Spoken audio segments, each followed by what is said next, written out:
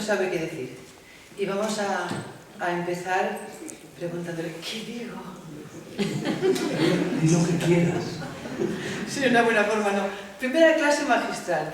¿Qué dice una persona cuando está en una mesa así y tiene que dirigirse a un nutrido grupo de personas, que además es muy fácil porque están muy sonrientes y tienes caras de estar encantados de la vida, pero aún así, este libro es fundamental porque a mí me ha ido bien darme cuenta de que muchas cosas las que él cuenta, lo que tú, Francisco, cuentas, es lo que nos encontramos todos cotidianamente. Por ejemplo, en este caso, a mí me podía ocurrir perfectamente, me da un ataque de pánico escénico, que les da incluso a los actores más conocidos y no saben qué decir, se quedan bloqueados, ¿no? Eso puede ocurrir en el escenario, pero eso nos ocurre, yo diría que cotidianamente, o casi cotidianamente a muchas personas les pasa. Y en este libro es muy curioso porque, aparte del prólogo que supongo que todos os lo vais a leer o os lo habéis leído, y que es absolutamente ideal, porque el caso de Vicente Verdú, yo creo que es el retrato del trabajo de Francisco extraordinario. Yo creo que tú estás muy identificado con este prólogo porque sí, me gusta mucho. Dice grandes verdades de ti y para lo que es tu libro concretamente. Sí, sí, yo creo que has sabido recoger la esencia de lo que yo trato de decir en el libro, ¿no? En definitiva, yo os diría que es un libro casi de obligada lectura, porque es un manual de la vida cotidiana. Lo que planteas en este libro es ir solucionando de forma muy práctica, muy down to the point, o sea, esto es así, así, así, y se puede solucionar así, así, así, sin andarse por la rama, de una forma muy clara, esos pequeños tropiezos, dificultades, enfrentamientos, que vivimos constantemente y que muchas veces no sabemos cómo salir de ellos. Cosas aquí divertidísimas, ya las veréis, vamos, yo me he reído muchísimo. Cuando habla de los apuros de las gentes metidas en un ascensor que no saben de qué hablar, cuando te encuentras de repente con que, como la anécdota que contabas, Francisco, de un día que a mí me tiraron encima Adelante, caballero, ¿estáis en su casa? Bueno, no, pero en un sitio muy acogedor. No es nuestra casa, ¿verdad que no? No nos hemos tomado por asalto todavía, todo llegará. Y a base de esos pequeños ejemplos, porque además son ejemplos que están muy bien colocados, te pone las preguntas que te puedes plantear, las situaciones que uno te puedes encontrar, y al lado tiene las respuestas. Y os parecerá, a lo mejor, así, visto de fuera, puede parecer un poco banal. Pues no. Resulta que estas respuestas que ponen al lado de las preguntas o al lado de las inquietudes que todos tenemos, es ese manual que decíamos perfecto para recurrir a él en un momento de apuro, o por lo menos de leerte el libro. Y tarde o temprano nos vamos a encontrar con estas cosas, o nos hemos encontrado con ellas ya muchas veces, y nos hemos sentido tontos porque no hemos sabido responder. Nos llaman por teléfono, nos ponen un apuro pidiéndonos algo y no sabemos cómo decir que no. Estamos, lo que decíamos del ascensor, todos ahí, en esos 40 centímetros de distancia que son el límite, digamos, por así decirlo, que se supone que la gente no tendría que pasar para no meterse en el terreno del espacio personal. El espacio personal, muy bien dicho, gracias. Bueno, muy bien dicho, claro, el psicólogo y el escritor nos da vuelta y media a todos. No. A mí sobre todo. Exageres. No, es verdad. Y todos estos pequeños ejemplos, yo creo que te enriquecen muchísimo y te hacen reflexionar sobre uno mismo, porque te ves tan reflejado en casi todo. Por ejemplo, cosas que dices, ostras, qué fuerte. Por ejemplo, ¿qué decir en un funeral? Eso no es nada divertido aparentemente, y no lo es. Pero es cierto que vas a un funeral y cómo consuelas a esa persona. ¿Qué le dices que no parezca insustancial o que no parezca lo de siempre? Te acompaña el conocimiento. ¿Cómo lo siento? Te soluciona pequeñas cosas, incluso cuando estás con un enfermo, que es un enfermo que sabéis que a lo mejor es un enfermo terminal, y vas a verle y no sabes qué decirle, es muy difícil. Hay tal cantidad de situaciones difíciles en la vida que se pueden solucionar con este libro. Yo de verdad, repito, considero que es de lectura obligada para que nuestra vida sea mucho mejor. No me quiero enrollar muchísimo porque a quien queremos escuchar es a Francisco. Pues solamente quiero repetiros eso, que os leíais mucho en algunos momentos. Yo con lo de los patinazos de los artistas y los patinazos de los políticos que les han pillado con el micrófono aparentemente apagado, eso es, vamos, eso es del libro, pero del libro solamente dedicado a eso vale la pena, porque es maravilloso. El tema de las medias naranjas, el tema de las relaciones de pareja, de saber qué tipo de pareja tienes al lado y de saber cómo controlar o manejar, no manejar, pero sí cómo salirte de los enfrentamientos que tú no quieres, porque pueden representar una hendidura en esa relación que no compensa a veces enfrentarse. Es mejor saber salir de ella con habilidad. Hay tantas cosas que la forma de saber excusarse, la forma de no idealizar a las personas, la forma de enfrentarse a situaciones y no decir, no está pasando nada, vamos a olvidarlo, no hablemos de ello, no, hablemoslo, pero en unos momentos determinados y de unas formas determinadas. Pues todo eso y muchísimo más, y no me quiero extender, es lo que yo he encontrado en este libro de mi amigo Francisco, que yo sigo pensando que te conocí en un aeropuerto un día con tu esposa, con Monse, que está aquí guapísima como siempre. Yo creo que nos conocimos en un aeropuerto, fijaros. Yo lo pongo en duda, lo pongo en duda porque tu memoria es mejor que la mía, seguro. Sí, porque tu memoria es selectiva, pero muy selectiva. Es decir, tú las cosas negativas las has olvidado, porque si te acuerdas cuando estuvimos en la fiesta del Planeta, que el camarero te echó un jugo de tomate por encima del vestido, un blanco tan impoluto, y resulta que tú no te acordabas de este hecho. Pues es cierto, lo he recuperado gracias a aquella anécdota. Aquí. No, lo que sí sé es que, pobrecillo, lo que sí ahora en este caso es que lo que hice es exculpar al camarero, porque en estos casos ya sabemos que cuando un camarero te tira una salsa por encima realmente es un accidente, porque esos chicos en muchos casos si fallan es porque son novatos porque a lo mejor es el primer trabajo que tienen y no es el momento ni muchísimo menos para decirle, ¿pero qué has hecho? Si no te vaya, no pasa nada, no pasa nada. Pero de cara al chico, para no asustarle más, decir que no pasa nada. Pero me alegro mucho que me lo hayas recordado. Bueno, ¿me cedes la palabra? Sí. Bueno. Oye, yo no sé, yo estoy encantado porque hoy en día que la gente se insulta tanto por Twitter y escuchar estos reconocimientos, estos halagos, casi me pongo colorado, ¿no? Yo casi estaría deseando que tú continuases, pero vamos, yo tengo la obligación de presentar. Pero para hablar yo necesito estar de pie, o sea que no te abandono, voy a estar aquí. ¿Pero no te vayas muy lejos? No. Bueno, yo quisiera empezar haciendo una pequeña intromisión en vuestra intimidad y luego ya yo creo que me perdonaréis porque lo voy a explicar de una manera que justifico eso que voy a decir. Casi todos los que estáis aquí presentes, en alguna ocasión, en la parte de vuestra vida anterior o en la vida presente, os habéis topado con alguna persona que os ha disgustado, que os ha irritado, que os ha molestado, que os ha incluso insultado. Entonces os habéis quedado paralizados. Bueno, ¿y qué hago yo ante esta situación? Bueno, ¿por qué digo que casi todos os habéis tenido que encontrar en esta situación? Porque hace 3 o 4 días he recibido de Estados Unidos, ¿se me oye bien? Sí. He recibido de los Estados Unidos un boletín de una encuesta que un grupo de psicólogos y sociólogos han hecho en Estados Unidos a escala muy amplia y dice lo siguiente, dice casi el 100% de las personas tienen o han tenido alguna relación con una persona y lo agudizan más, dicen de conducta irracional.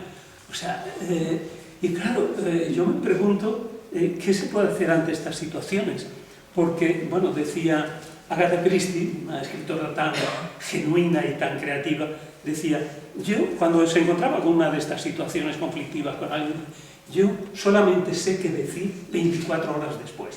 Bueno, con este libro yo creo que no vais a tener que esperar tantas horas. Yo creo que os voy a dar pautas para que en 4, 5 o 10 segundos máximo podáis tener resuelta la cuestión. Y quería poneros un ejemplo que he tenido recientemente.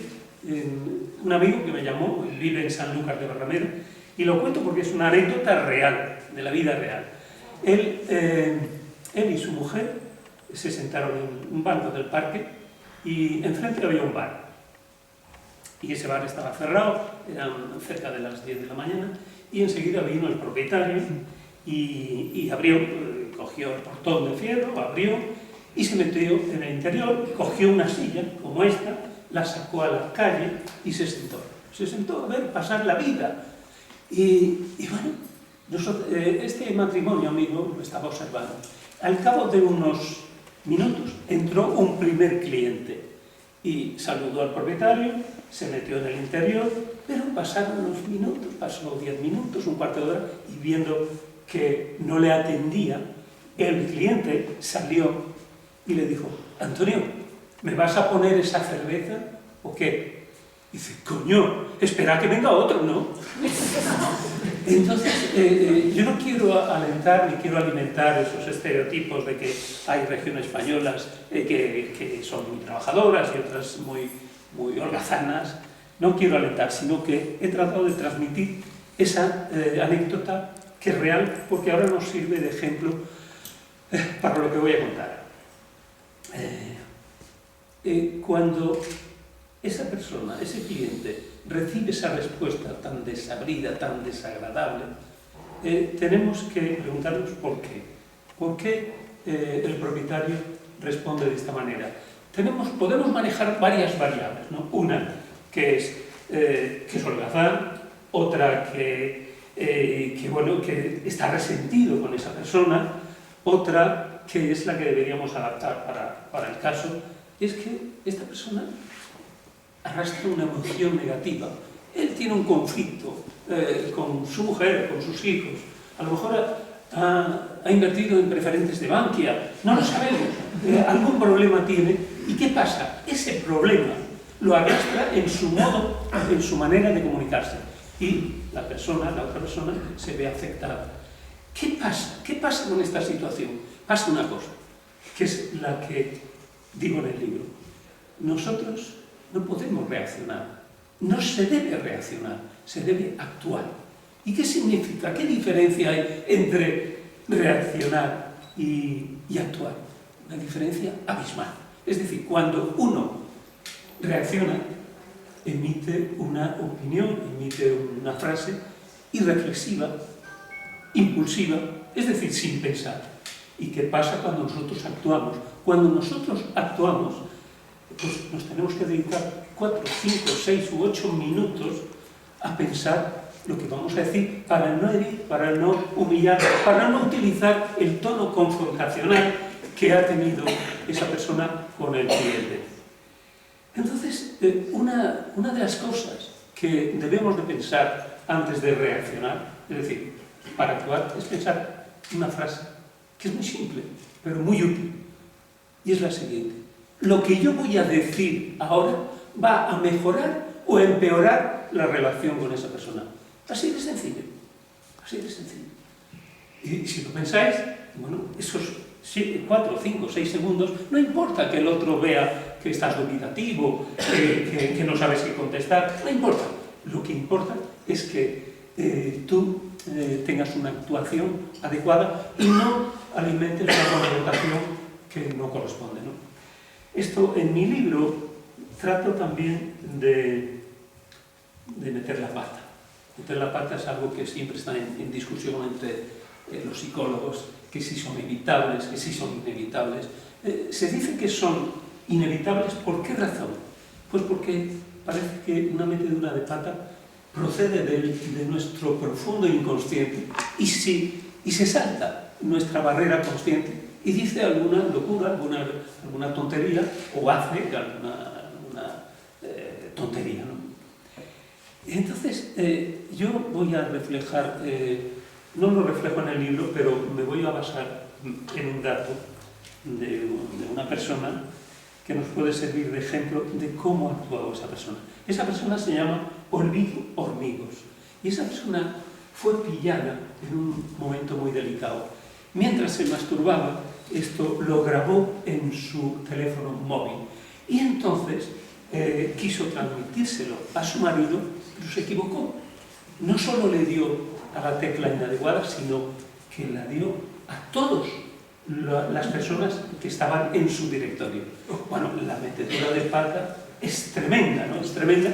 Ella dice en una entrevista que le hace Rosana Lacunza, que es una periodista del periódico Deia, en el País Vasco, le dice: pues yo esto lo he captado de una entrevista que he leído.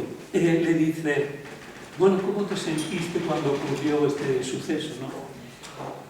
Y ella dice, mira, al principio yo quería desaparecer. Yo quería que la tierra se me tragase. Pero luego, a medida que avancé en los días, fui reflexionando y me dije, yo no he cometido ningún crimen. Yo he cometido un error. No más ni menos que un error. Y entonces, ese error no va a arruinar mi vida. No la va a arruinar. Entonces, esa es una forma adecuada de reaccionar. Porque, ¿qué pasa? Que cuando nosotros metemos la pata, normalmente la gente lo asocia a su autoestima. Y entonces creen que al meter la pata, la gente va a pensar de ellas, de esas personas que no son inteligentes, que son incapaces, que son torpes. Y eso es lo que se tiene que evitar. Es decir, una persona tiene que tener una autoestima estable y ningún agente externo, ningún halago, ni ninguna cosa que suceda de forma negativa tiene que alterar ese equilibrio, esa armonía que tiene que tener. Porque nosotros nuestra autoestima la tenemos que conservar, porque si no estaremos al vaivén de lo que nos digan. Nos elogian, pues oye, qué bien tienes el ego inflado. Que te critican, te hunden en la miseria. No, esto no puede ser. Tú tienes que ser consciente de los valores que tienes y de las limitaciones también. Que de 0 a 10 te puntúas en un 6, mantente en este 6, o en 5, o en 4, o en 8, en lo que sea. Pero hay que mantener una autoestima estable, para no perjudicarnos. ¿Qué ocurre? Hay cosas en el libro, por ejemplo, una de las cosas que trato también es hablar con desconocidos. A mí me encanta hablar con desconocidos y lo practico a diario. Y trato de practicar, a pesar de que mi mujer está un poco harta de esta afición final. Bueno, ella me dijo, me voy a separar si yo descubro más defectos tuyos.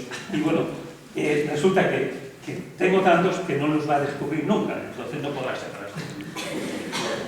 Bueno, el caso es que hablar con desconocidos. Hay un montón de gente interesante en la vida, un montón. Te lo puedes encontrar en la parada del autobús, en la parada del metro, en la calle, en el restaurante donde frecuentas. Es decir, hay muchas, bueno, también hay idiotas, eso es inevitable, pero a esos hay que evitarlos. Entonces, ese hablar con desconocidos, ¿por qué? Pues porque esto nos puede enriquecer, puedes tener nuevas amistades y esas amistades conducen a un enriquecimiento de la vida, ¿no? Sobre todo si sabes cultivarlas después. Tiene una actriz de cine preferida, una de las actrices preferidas, pues la primera es Silvia Tortosa. A ver si me da el nombre, ¿no? Está la del Cisne Negro, Natalie Portman. Esta, en una entrevista en el periódico, le dice, para alcanzar el éxito en la vida, lo que hay que hacer es tratar bien a las personas y saber tratar a los desconocidos. Esto a mí se me quedó grabado porque es la teoría que yo mantengo, ¿no? Bueno, miento porque yo creo que la palabra éxito no la digo. Dijo, para alcanzar la plenitud en la vida hay que tratar bien a las personas que nos rodean y además especialmente a los desconocidos. Y para mí la palabra plenitud es más que felicidad. Bueno, ¿cuántos días, cuántas semanas, cuántos años hace que no oíais esta palabra, plenitud? Yo creo que es más, es sentirse bien con uno mismo, con los demás, con la naturaleza y de una forma más o menos permanente, porque la felicidad, que es esta ilusión efímera que todo el mundo persigue y que es una tontería perseguirla, porque además la felicidad, creo, es mi opinión, la felicidad no existe. O sea, puede existir un momento de felicidad, un mes, un año, pero la felicidad es un sentimiento, una emoción elusiva, que se va y que no sabe. Bueno, y que además hoy en día mucha gente la confunde con el bienestar. Dice, no, bueno, yo tengo un buen coche, una casa, disfruto de unas buenas vacaciones. ¿Eso es felicidad? No, eso no es felicidad, porque si tu felicidad depende de agentes externos a ti, pues el día que te desaparezca el coche, se te incendie la casa, pierdas a ese modelo que tienes como de esposa o de pareja, pues ¿qué pasa? ¿Ya eres infeliz? Es decir, la felicidad la tiene que hacer, como dice Schopenhauer, un filósofo alemán, Schopenhauer, pues la felicidad se la hace uno mismo. Bueno, pero ¿qué pasa con esto de asunto de hacer amigos? Que hoy en día es difícil, es difícil. Yo a veces cuando practico este ejercicio en la calle voy a preguntar a alguien algo, entonces se quitan los oídos. ¿Cómo dices? Es decir, hay una adicción a la tecnología. La tecnología es algo fabuloso.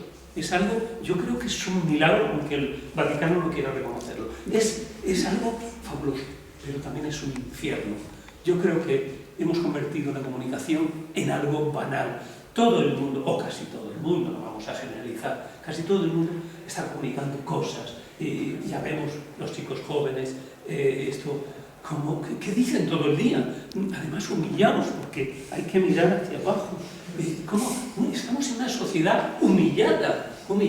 Nos tienen acomodados. Y además, el otro día leí en la prensa que hay una universidad en Barcelona que ha desarrollado un algoritmo para detectar cuando un móvil lleva 5 minutos sin decir ni hacer mensaje ni nada.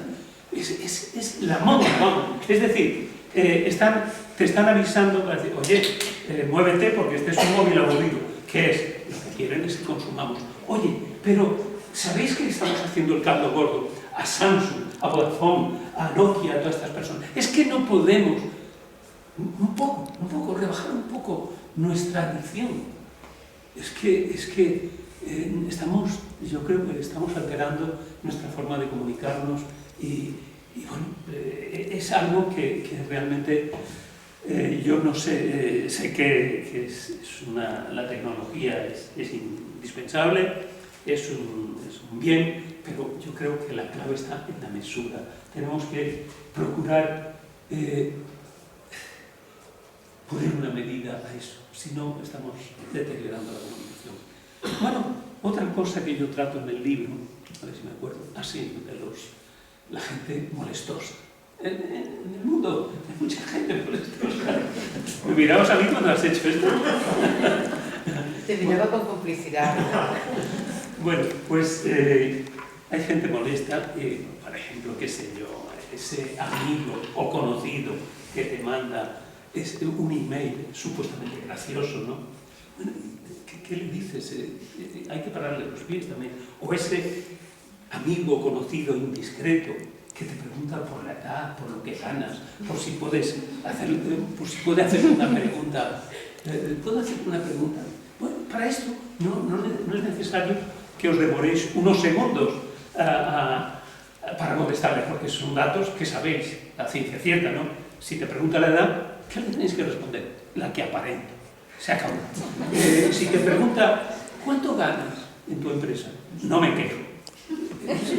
Son respuestas que si es medianamente inteligente, él sabrá qué hacer y ya no seguir preguntando. Y cuando alguien dice, oye, te puedo hacer una pregunta, seguro que esa pregunta es indiscreta. Entonces, lo que procede es decir, oye, depende, que si me puedes hacer una pregunta, depende. Y en función de lo que quiera, pues la contestas o no la contestas. Pero hay otra gente también molestosa. Bueno, hay mucha. Bueno, ya me vuelves a mirar. No puedes hacerlo. Yo a veces me molesto. A lo mejor no soy consciente. Lo dudo.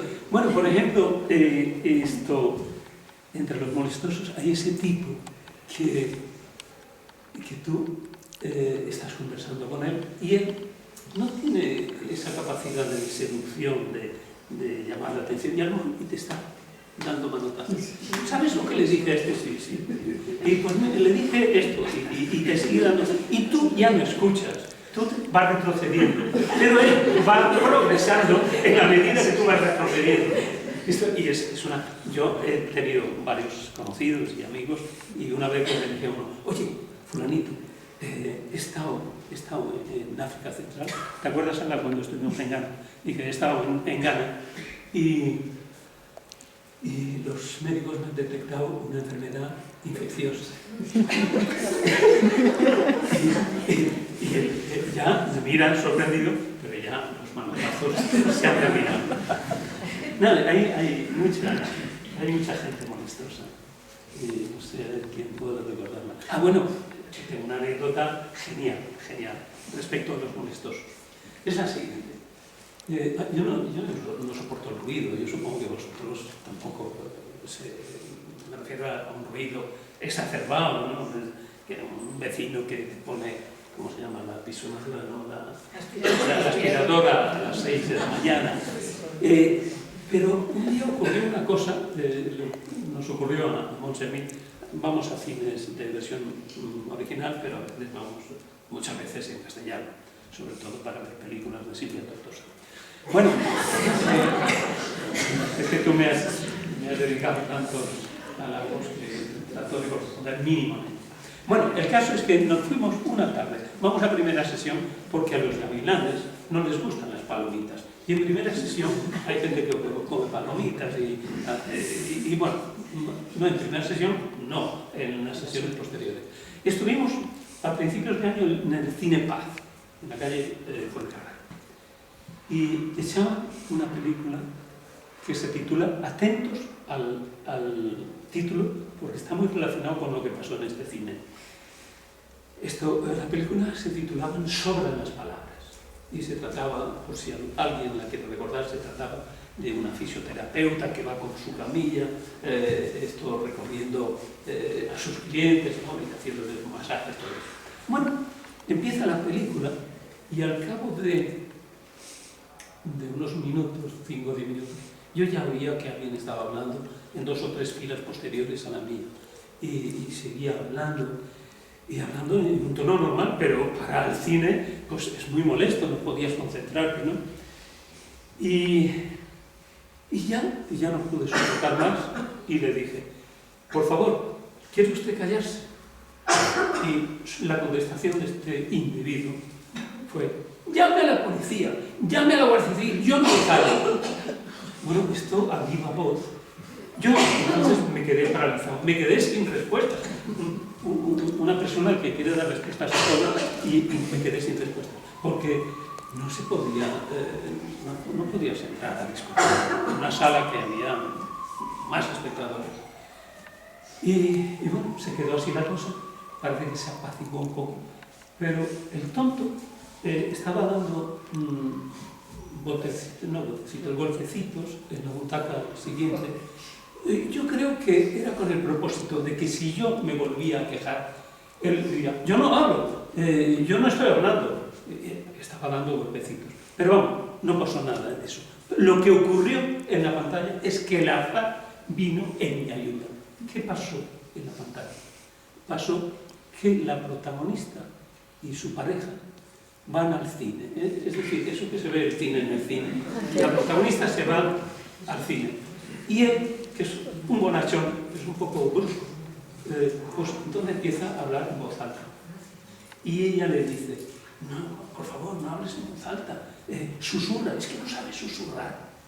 Lo mismo que había ocurrido en el cine real, estaba pasando en la pantalla. Yo me regocijaba por dentro. Claro, es que no te lo pueden poner más a huevo.